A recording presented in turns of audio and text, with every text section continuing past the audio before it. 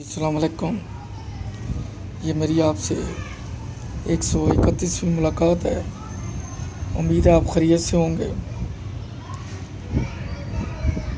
Corona کی وبا میں اپنا اور بچوں کا خصوصی خیال رکھیں.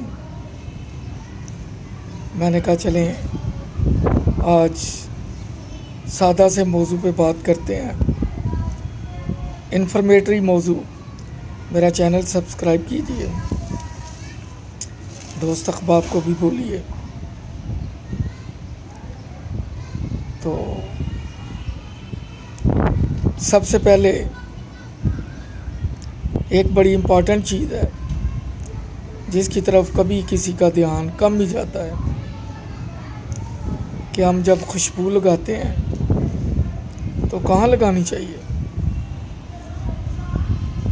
شاید آپ مجھ سے اتفاق نہ کریں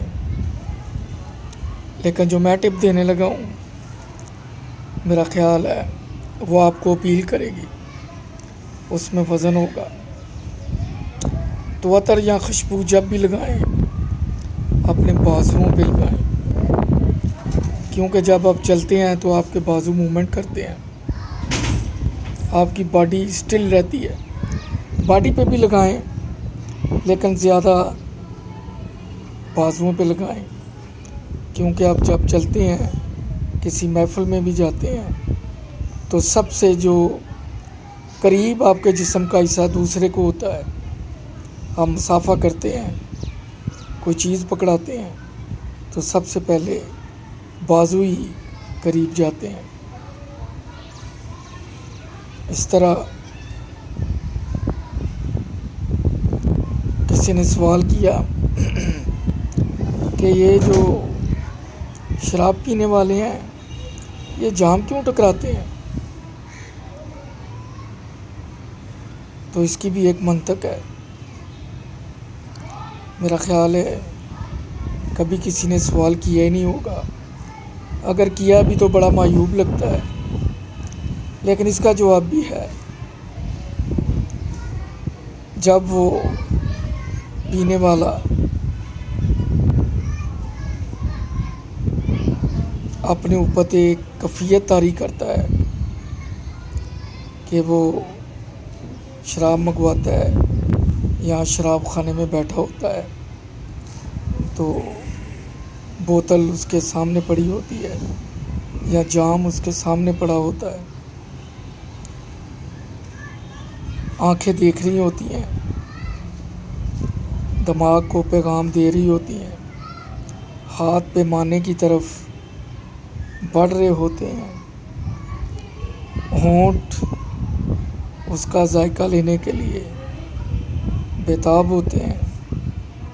اس سارے عمل میں صرف ایک چیز ہوتی ہے جو اس کھیل میں شامل نہیں ہوتی. پوری باڈی اس کھیل میں شامل ہوتی ہے لیکن ایک چیز ہے جو اس کھیل میں شامل نہیں ہوتی. اس کھیل کو, اس حص کو اس تمام کھیل میں شامل کرنے کے لیے جب یہ پینے والے جام ٹکراتے ہیں تو آواز کانوں کو پہنچتی ہے. اس طرح یہ کان بھی اسی گیم کا حصہ بن جاتے ہیں. وہ بھی اس میں شامل ہو جاتے ہیں کیونکہ اس کی آپ خوشبو کہہ لیں, بو کہہ لیں, آنکھوں کا دیکھنا, زبان کا چکھنے کے لیے, ہونٹوں کا جام کو منہ ٹچ کرنے کے لیے ہر چیز بےتاب ہوتی ہے. ایون کہ بازو جام پکڑنے کے لیے, ٹانگیں لڑکھڑانے کے لیے اور دماغ معوف ہونے کے لیے, بے خودی اختیار کرنے کے لیے, غموں سے دور جانے کے لیے. تو صرف ایک کان ایسے ہوتے ہیں جن کو وہ جام ٹکرا کے اس سارے کھیل میں شامل کرتا ہے. پتہ نہیں میری لاجک درست ہے یا غلط ہے کیونکہ دیکھنے میں آتا ہے جب دماغ کی طرف خون نہیں جاتا تو نظر آنا بند ہو جاتا ہے. آنکھوں کے آگے اندھیرا چھا جاتا ہے، اور جب دماغ کی طرف مقدار سے زیادہ خون جاتا ہے تو آنکھوں میں بیڑیا اتر آتا ہے۔ ایک طرف نہ جانے سے اندھیرا چھا جاتا ہے، ایک طرف زیادہ مقدار میں جانے سے شیطان آ جاتا ہے۔ جنون، پاگل پن، قدرت نے ہر چیز کا معیار رکھا ہوا ہے۔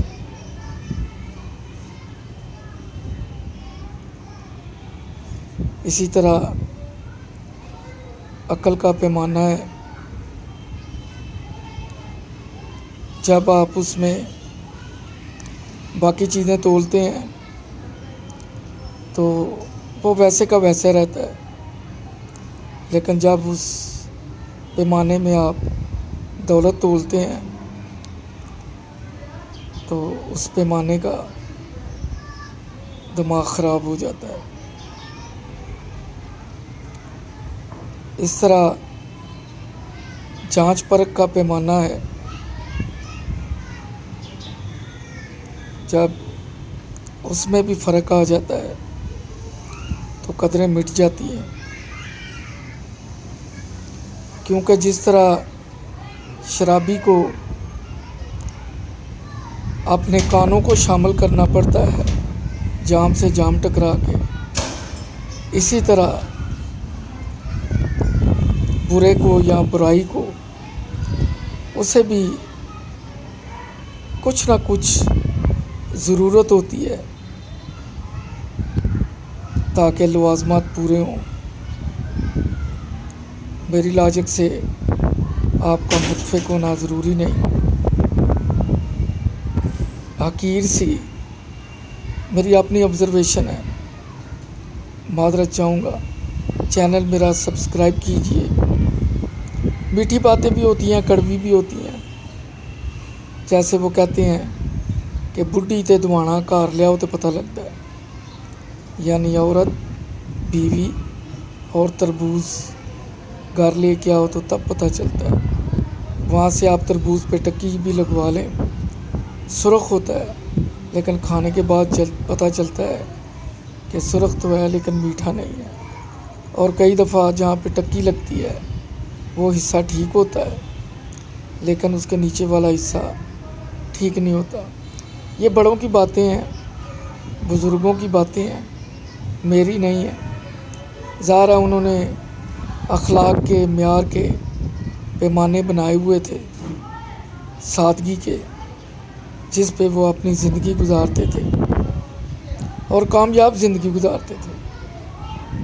محدود وسائل، اللہ پہ توکل، محنت میں عظمت، ایمانداری، یہ ان کا نصب العین ہوتا تھا۔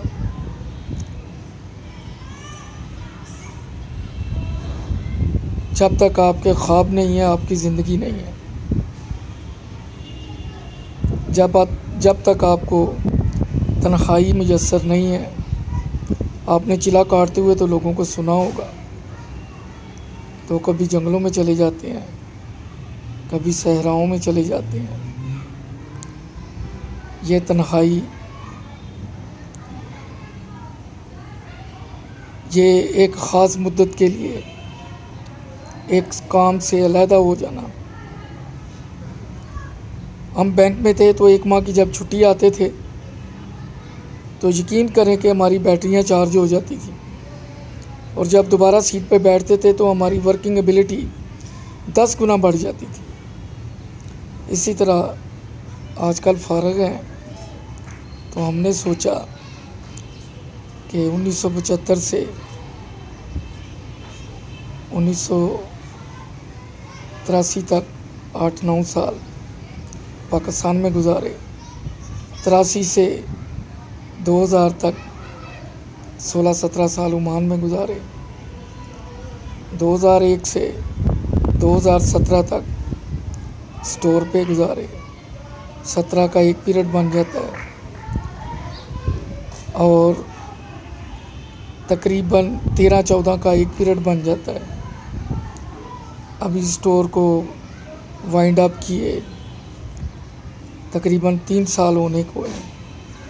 اس میں کوشش کر رہا ہوں کچھ لکھنے کی، جس میں میری پوئٹری ہے، حمد ہے، نعتیں ہیں، نظمیں ہیں۔ استاد تو کوئی نہیں ہے، زمانہ ہی سب سے بڑا استاد ہے، وہی سکھاتا ہے۔ تو مجھے کبھی امید ہے کہ انشاءاللہ اس میدان میں اپنا نام پیدا کروں گا۔ یہ جو مجھے تنہائی میسر آئی ہے، اس کی بھی کوئی وجہ ہے، یہ بلا وجہ نہیں ہے۔ اللہ تعالیٰ آپ کو خوش رکھے، مجھے بھی صحت تندرستی دے۔ دعا میں یاد رکھیے، کوئی بات بری لگے تو معذرت۔ اللہ حافظ۔